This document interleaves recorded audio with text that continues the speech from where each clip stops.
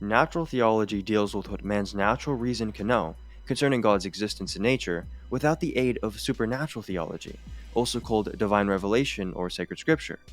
Natural theology looks at the created order of reality, which can include philosophical principles that are only possible if God exists.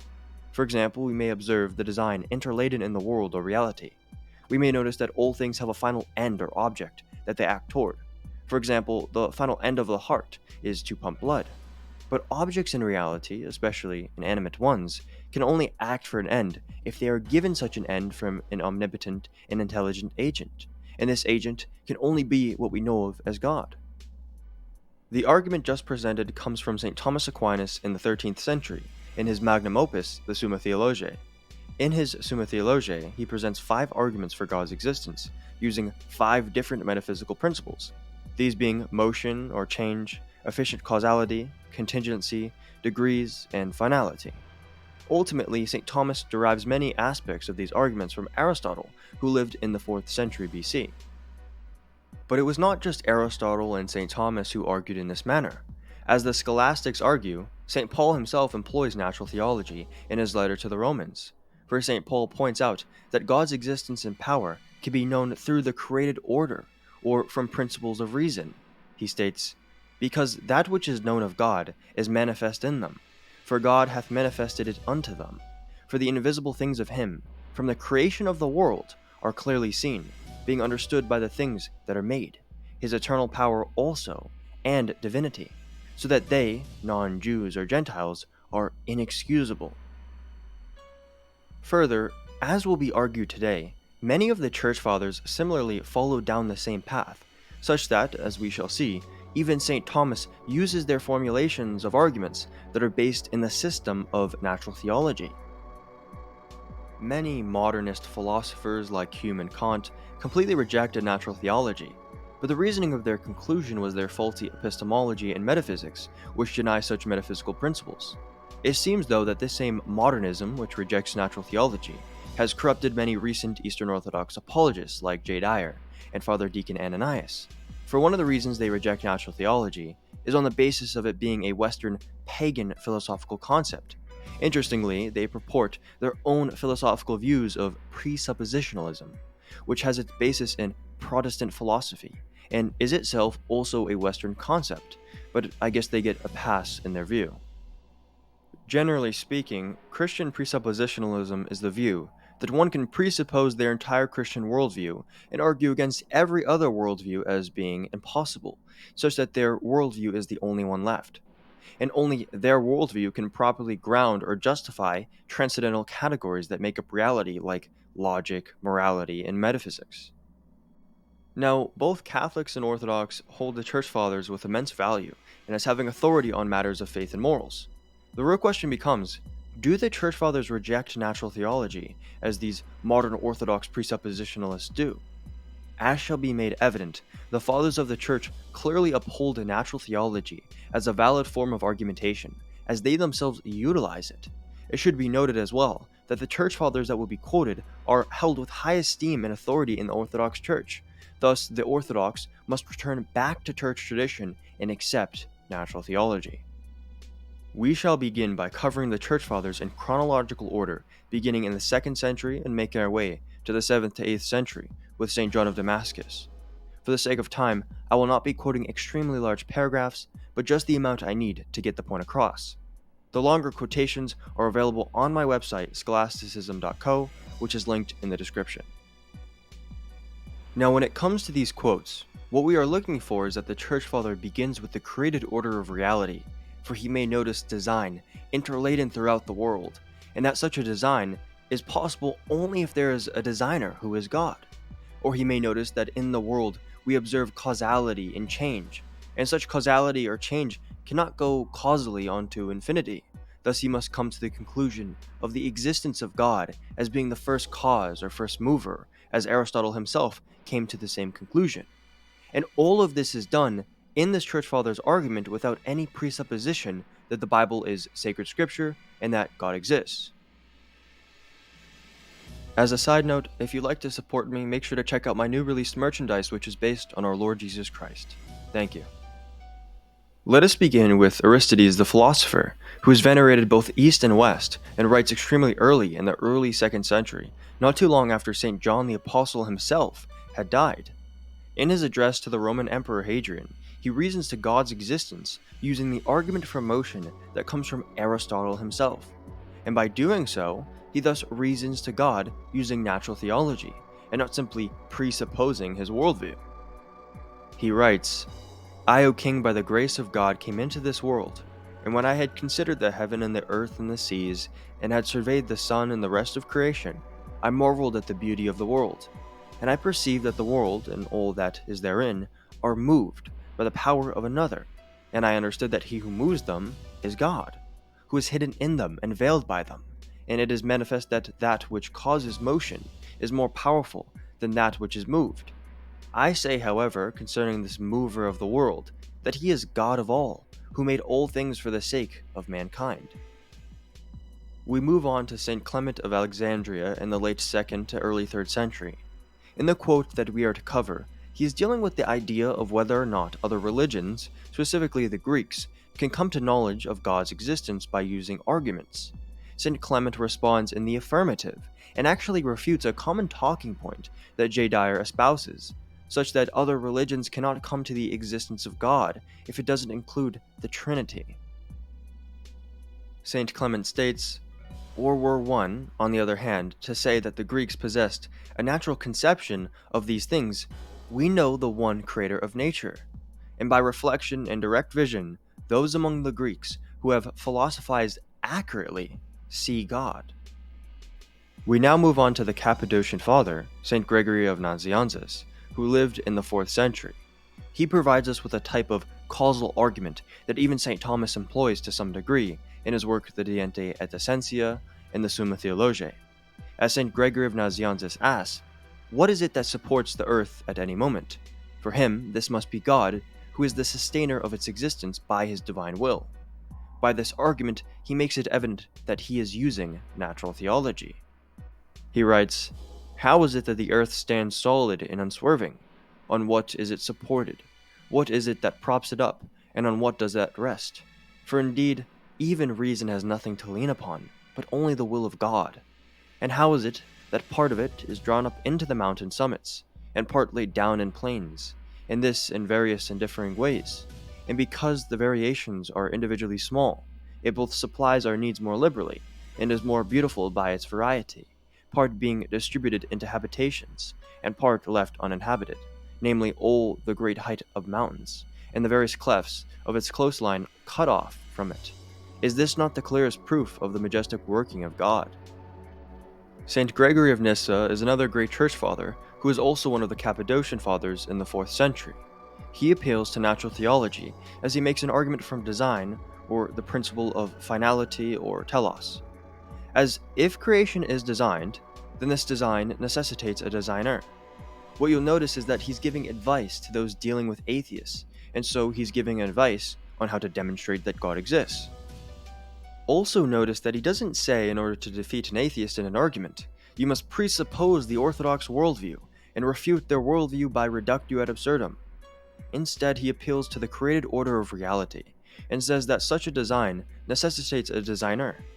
As a quick note, he uses the word presuppose, but not the philosophical assumption of the word, but of on the assumption of, or in agreement already. St. Gregory of Nyssa writes, when then a discussion is held with one of those who favor Greek ideas, it would be well to make the ascertaining of this the commencement of the reasoning, i.e., whether he presupposes, or is already in agreement with, the existence of a God, or concurs with the atheistic view. Should he say there is no God, then from the consideration of the skillful and wise economy of the universe, he will be brought to acknowledge that there is a certain overmastering power manifested through these channels. St. John Chrysostom was another fundamental church father in the 4th to 5th century that is venerated greatly both in the East and the West. From him we have a multitude of homilies or commentaries on the New Testament that are of immense value in the interpretation of the New Testament texts. In this homily, Chrysostom is commenting on a famous passage in the letter to the Romans by St. Paul. This passage from St. Paul, Romans 1:20, is commonly quoted by scholastics, for it clearly teaches a system of natural theology, and St. John Chrysostom agrees, for in his argument he employs a similar argument that St. Thomas and, as just cited, St. Gregory of Nyssa use.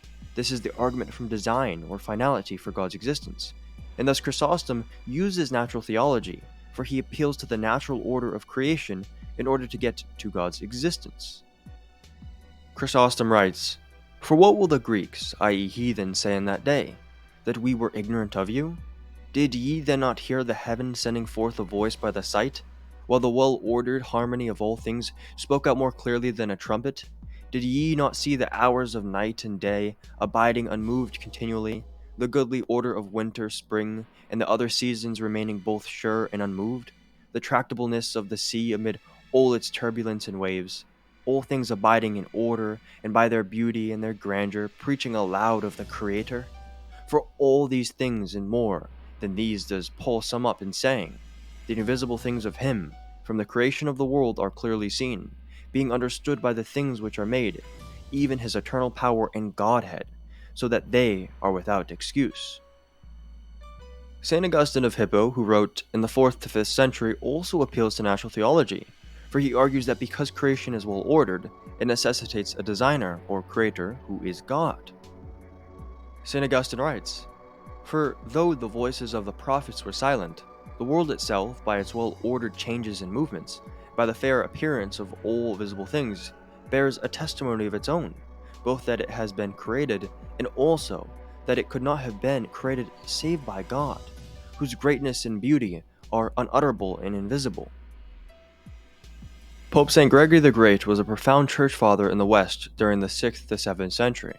In his Morals on the Book of Job, he leads the reader to consider how creation necessitates a creator or designer after one contemplates and reflects on it. Thus he utilizes natural theology, for he begins with the created order of reality and leads the reader to the divine being.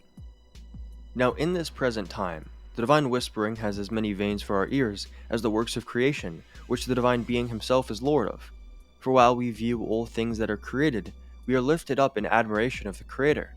For as water that flows in a slender stream is sought by being bored for through veins, with a view to increase it, and as it pours forth the more copiously, in proportion as it finds the veins more open, so we, whilst we heedfully gather the knowledge of the divine being from the contemplation of his creation, as it were open to ourselves the veins of his whispering.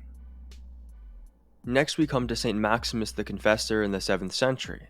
He utilizes a similar causal argument to that of Aristides and St. John of Damascus, as we will cover. This argument is the argument from motion or change which comes from Aristotle. St. Thomas would go on to use this exact same argument in his Summa Theologiae and Summa Contra Gentiles. Evidently, this takes a principle of reality in the created order and causally reasons its way to God, who is the first cause and sustainer of all change or motion in the world. Thus, St. Maximus uses natural theology. St. Maximus writes, "Everything which is moved according to nature is necessarily moved in consequence of a cause, and everything moved in consequence of a cause necessarily also exists in consequence of a cause, and everything that exists and is moved in consequence of a cause necessarily has as the beginning of its being the cause and consequence of which it exists, and from which it was initially brought into being. Likewise, the end of its being moved is the same cause and consequence of which it is moved and towards which it hastens. Now everything which exists and is moved in consequence of a cause is necessarily also created, and if the end of whatever is moved is the cause and consequence of which it is in motion, this cause is necessarily the same cause and consequence of which it was created and exists. From this it follows that the cause of whatever exists and is moved in any way at all according to nature is one single cause encompassing both the beginning and the end, to which everything that exists and is moved owes its existence and motion. Now if every being which is moved, which also means that it has been created, exists and is in motion and has been created in consequence of a cause, then whatever does not exist in consequence of a cause is obviously neither created nor moved, for that which does not have a cause of being is not moved at all. If then the uncaused is necessarily also unmoved, it follows that the divine is unmoved, insofar as it does not owe its being to a cause, being itself the cause of all beings." Exposition of the Orthodox Faith is a fundamental text of the Eastern Orthodox, and it was written by St. John of Damascus in the 8th century. He is venerated by both East and the West, and is especially known for his defense of icons, and as being the earliest apologist to write against the heresy of Islam. In the Exposition of the Orthodox Faith, St. John of Damascus argues for God's existence using metaphysical principles that have its stem from Aristotle's argument from motion or change. He also uses Aristotle's principle of causality, and further relates how things that have order, design, or finality must be ordered by an artificer, or orderer, i.e., what we know of as God. St. John of Damascus writes, "All things that exist are either created or uncreated. If then things are created, it follows that they are also wholly mutable, for things whose existence originated in change must also be subject to change, whether it be that they perish or that they become other than they are by act of will. But if things are uncreated, they must in all consistency be also wholly immutable, for things which are opposed in the nature of their existence must also be opposed in the mode of their existence, that is to say, must have the opposite properties. Who then will refuse to grant that all existing things, not only such as come within the province of the senses, but even the very angels, are subject to change and transformation and movement of various kinds? Things then that are mutable are also wholly created, but things that are created must be the work of some maker, and the maker cannot have been created, for if he had been created, he also must surely have been created by someone, and so on till we arrive at something uncreated. The creator then, being uncreated, is also wholly immutable, and what could this be other than deity? And even the very continuity of the creation and its preservation and government teach us that there does exist a deity who supports and maintains and preserves and ever provides for this universe. What is it that gave order to things of heaven and things of earth, and all those things that move in the air and in the water, or rather to what was in existence before these, viz. To heaven and earth and air and the elements of fire and water? Was it not the artificer of these things, and he who has implanted in everything the law whereby the universe is carried on and directed? Who then is the artificer of these things? Is it not he who created them and brought them into existence? Who then is it that moves it? For everything that is moved by another thing. And who again is it that moves that, and so on to infinity, till we at length arrive at something motionless? For the first mover is motionless, and that is the deity. Thus, with these highly esteemed church fathers that both Catholic and Orthodox submit to, we ought to follow their lead and accept natural theology. For clearly natural theology was consistently held from the 2nd century, only a couple decades after the Apostles, and was upheld all the way till the end of the age of the Church Fathers with St. John of Damascus in the 8th century. Christian presuppositionalism, as held by men like J. Dyer and Father Deacon Ananias, is a modernist notion that, as we can see, is repugnant to the fathers of the Church, since their presuppositionalism rejects natural theology. Let us therefore submit ourselves to the authority of the Church Fathers, as St. Thomas and the Scholastics so did, and not fall into the wretched errors of modernism. Thank you for watching. If you enjoyed the video, please like and subscribe, and if you want to help support my work, consider sending in a donation through the links in the description below. As always, God bless.